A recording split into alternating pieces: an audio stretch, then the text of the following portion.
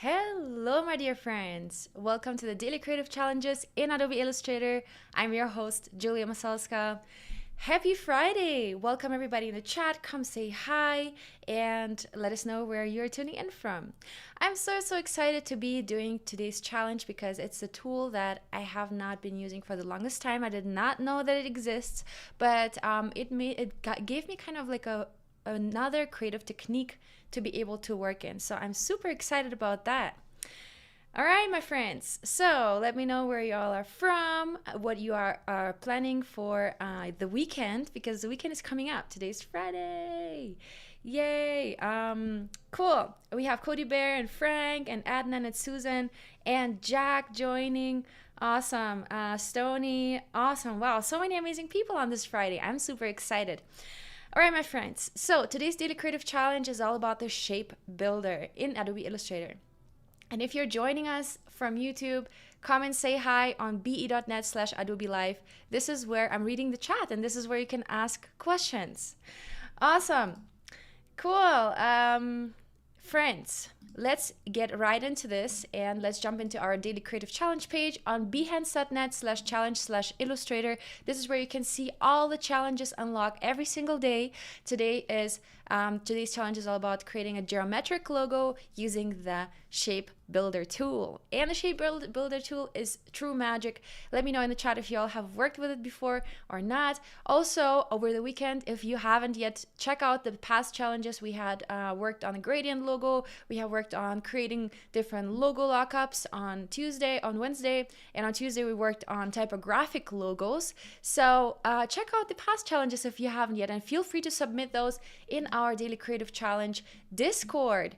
And to get to that Discord, you can go to this link right here, bit.ly/AI Discord, and this is where you can submit your Daily Creative Challenges. And this is again what it looks like. We have some amazing submissions. This one from Kairov, from some of the past challenges. This is challenge number 2, where we created different logo lockups.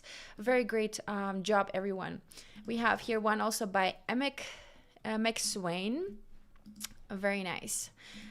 Cool. Amazing work, everybody. I have seen so many really cool submissions. Look at this one. This is also really nice. I love how the O was customized and the ages were connected.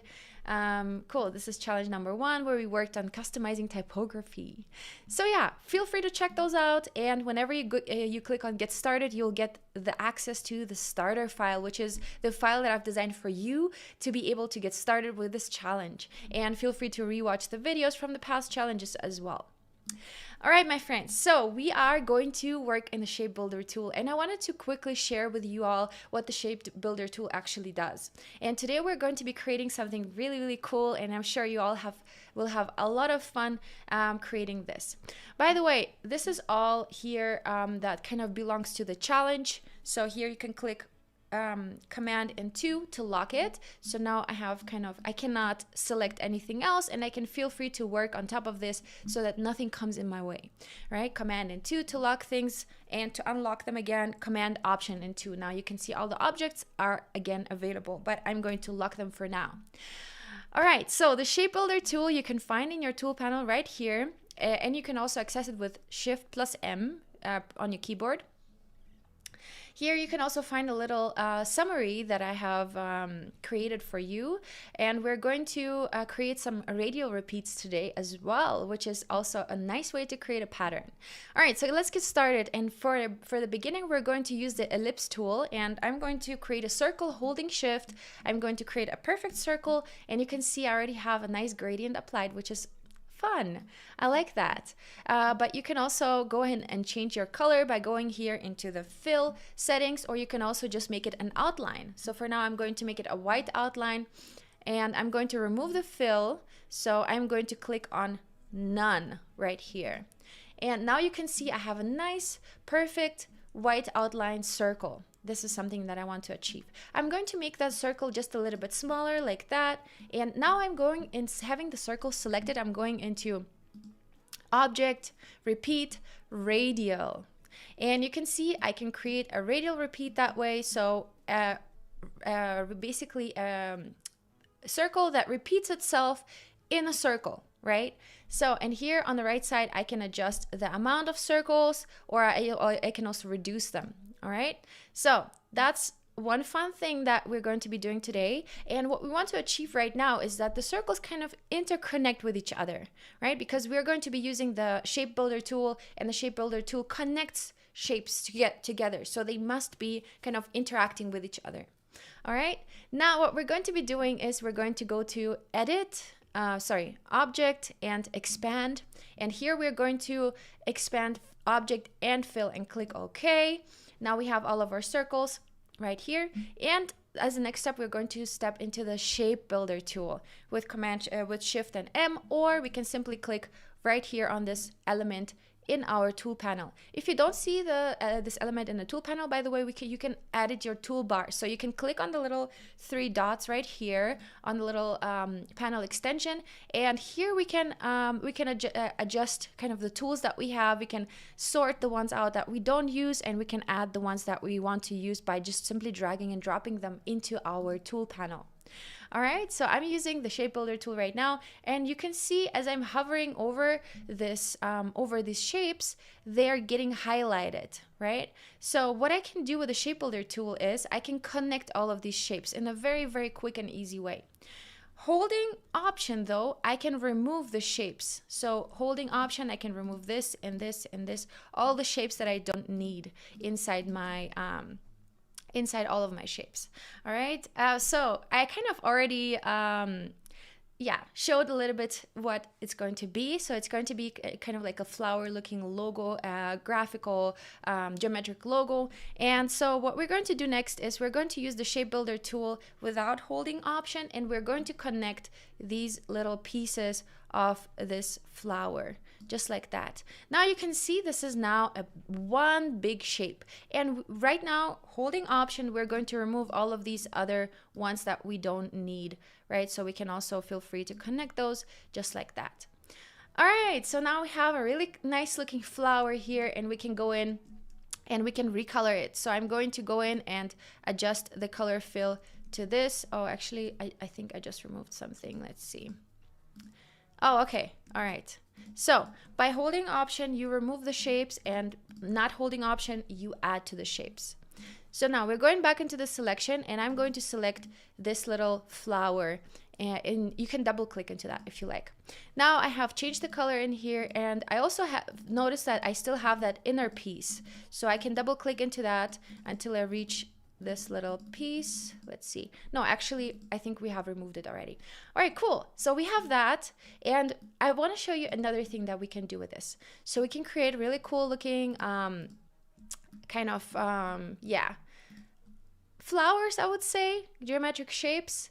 You call it as you want. But another thing that I want to show you, another really cool trick. So again, we're working with a circle, and I'm holding Shift to create perfect circles, and I'm going to change it from fill to the outline right here. So again, I'm going to swap it, and I'm going to create this outline circle.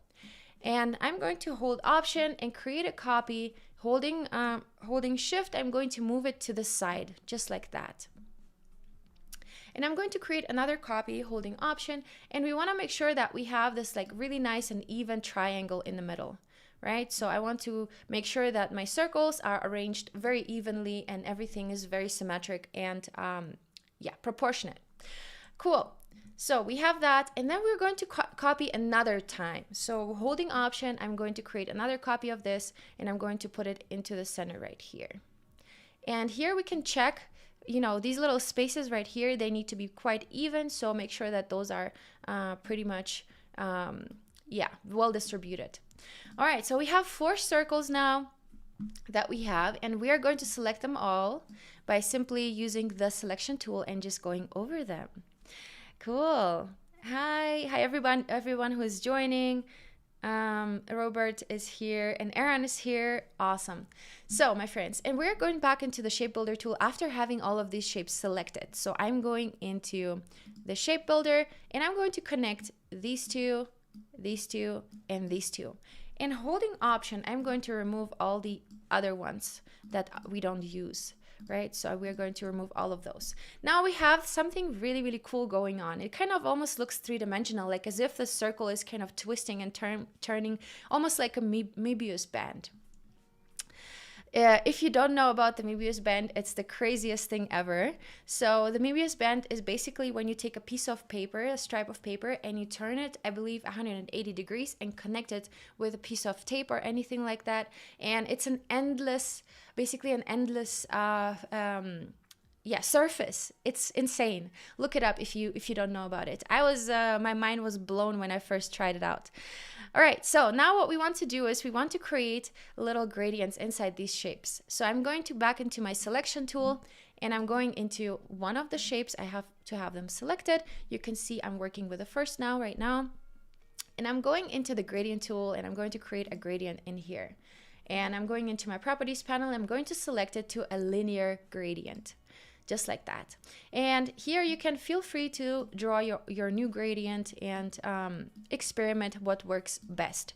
Now we're going to do the same thing with the other parts. And what we can simply do is we can eyedrop, we can sample this exact gradient by using the key I on our keyboard or the eyedropper, and just sample that exact gradient over here as well. Now we're going to select the last shape, clicking I on our keyboard, and there we go. We have this like really three-dimensional looking shape.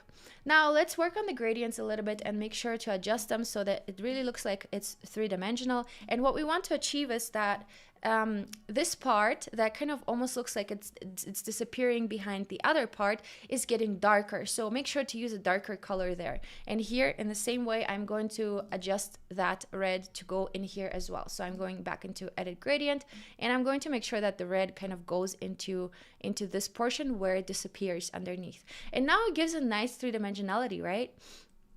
So this is really cool. And now what we can also do as a next step, we can remove the outline. So I'm going into my fill and stroke, and I'm double clicking, or I don't even have to double click. I just click on none, and now I have my stroke removed. And this is a really nice three-dimensional shape that we can use to be part of a logo. Yesterday we were talking about, having different combinations, like what can be inside a logo. And in the past challenges, we've been talking about logo lockups. So this can be your your icon that you can add to a logo. And as a next step, we can, for example, add some text in here to make it really look like a logo. And I'm going to just type anything, maybe something like circle. It's the first thing that comes to mind.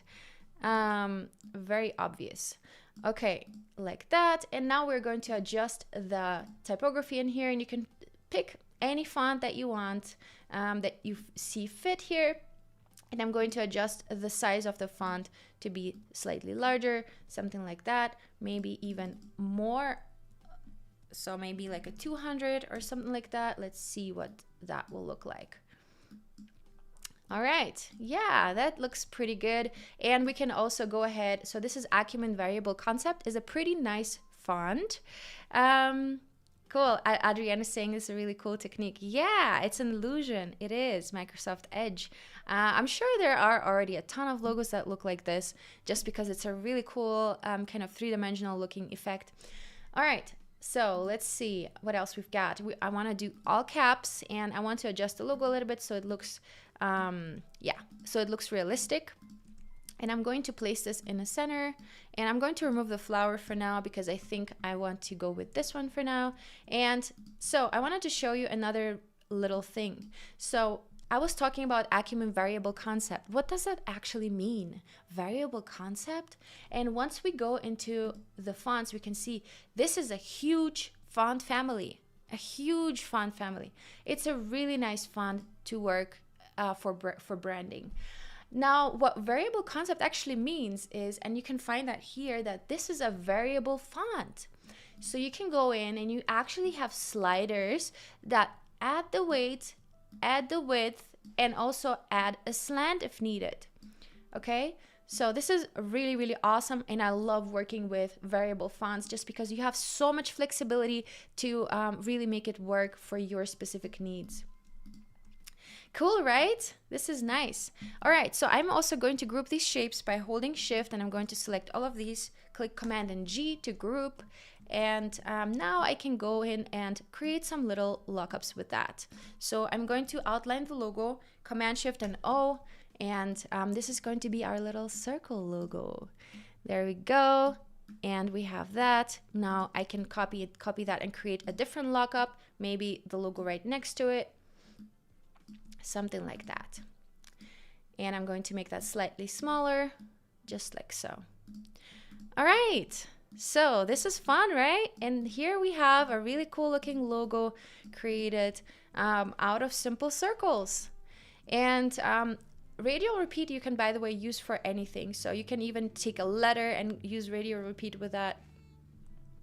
And yeah, and even the shape builder tool, you can also feel free to experiment and make something cool out of that. Another tool, another thing that you can do with that is you can actually use the rectangle tool and then create some squares just like that. And you can create like a digital number. I'm going to show you how that works. So we're going to create a lot of little squares, and we need 1, 2, 3, 4, 5, and 6, or maybe 5. What was it? Yeah, I think 5 is good enough for us. And I'm going to, for now, I'm going to outline those. I'm going to use a white outline like that so we can see what we're working with. All right, so something like that, and we can create digital numbers out of this. So let's zoom in, and we are going to select all of these rectangles now. They are not squares technically because I kind of distorted them a little bit, but I'm going to use the shape builder tool and I'm going to draw out the numbers. So let's go back into the shape builder tool, and we can, for example, make a, guess what it is, a 7, or we can make an 8 out of this, like that. Whoop, whoop. And we can literally draw anything we want. We can make our own font out of this. A, B, C, and you know the digital clocks, how they are always showing these numbers. It's a very, very simple system there. So this is exactly how it works. It's actually just this amount of lights, so 3 by 5, it's 15 lights, and then whenever a number is supposed to be shown, there only the lights that are part of this number are on, you know. So it's a really cool kind of idea that humanity had. All right, we can also make something like a 2. There we go. And to see it better, what we can do is we can select these shapes. Let's see. First of all, let's remove the ones that we don't need. So I'm going back into the shape builder. There we go. And I'm holding Option, and I'm going to remove these 2. There we go. And also this one. Maybe we can keep that one. And maybe add it to the 2. Yeah, there we go. All right. So now we can make this a color. Bam! And now we have a really cool digital looking 2. So feel free to experiment with that as well if you want. Make your own digital numbers. Cool. So this is that for today's challenge. And as a next step, what we're going to do is we are going to export. We're going to export this design. And another thing that we can do with this is we can also show the logo in just one color by just using the outline like that. And that also looks really cool. That could also be another variation of our logo. Look how cool is that? Yeah, that's nice. And if you can come up with some amazing other shapes, that will be also really great to see for me. Something like that. That's kind of I guess like that's kind of the setup that I would present it in. There we go. Yeah, cool. So this is fun. What we can also do is, okay, let's not go too far. I think this is good for now. Feel free to experiment with that. And I have all the shortcuts right here with the tools that we've used today. So we have the selection tool with the shortcut V, and we have the direct selection tool, shortcut A. And then we have the ellipse tool, shortcut L for ellipse. And then we have the shape builder tool with Shift plus M. All right. Awesome. And here we have, again, the step-by-step. So if you want to look it up once more, you can do that. All right, now let's export the challenge of today, and I'm going to File, Export, Export for screens, or export as, doesn't really matter, export as. And I'm going to go and click here onto use artboards, otherwise my whole workspace will be exported, not something that I want, because these instructions are not very relevant for us, just during our work process, but not for the export and submission. All right, so we have that, and I'm going to click export, and here we can set the resolution to 150 or even 72 points per inch. That's totally fine. And background color is transparent. Okay, now I have it exported, and I have a nice PNG now on my computer that I can submit to our Daily Creative Challenge Discord. And again, here is the link, bit.ly/AI Discord. We have a couple more minutes left, so feel free to shoot your questions, and let's see if we can answer any of those. Cool. All right. Lots of experimenting today, huh? We were talking about Font Self Maker. Font Self Maker is a plugin that you can use inside Adobe Illustrator, and that's what it looks like. We can go to extensions, Font Self Maker. You have to install it before. I believe it's about $50. You can buy it. And here you can create your own custom font. So if you were experimenting with those digital numbers, you can create yourself a own digital number or letter font. How cool is that? All right, let's submit our Daily Creative Challenge real quick. And as we're speaking, I see some submissions also coming in. This one is from Ikigai Designs. Very nice. Lin Shay Camp. Cool. I love that. Nice little lockups here going on. Let's take a look at some more. We have here one from Luna. Nice. I love the gradients in the background here. Fortune teller. Ooh. Mysterious. All right, cool. Unicorn. This is fun. Cotton candy. I see you guys are having a lot of fun with these challenges.